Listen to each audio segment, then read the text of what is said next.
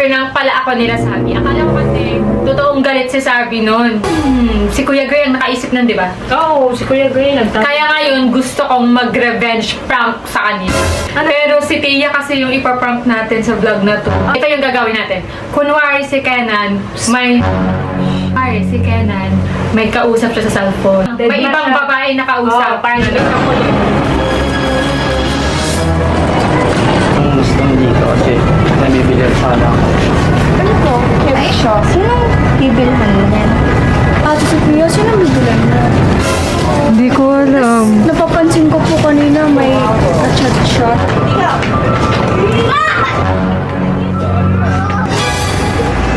Hello? kanina ka pa puro cellphone. Tingnan mo, pansinin mo naman si Titi. Sino ba yung kausap mo?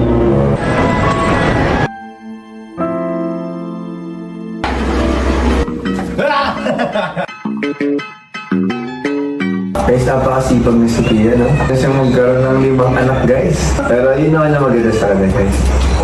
Ano ba? Makita yun.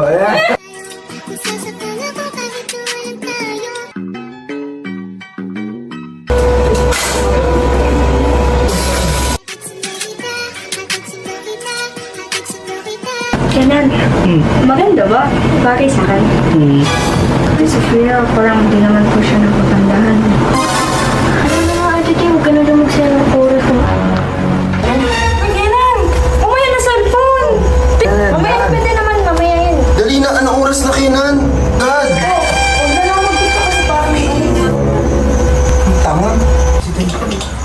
Oo nga, ayusin na nga eh. Sorry ka na. Di, huwag na magpulang.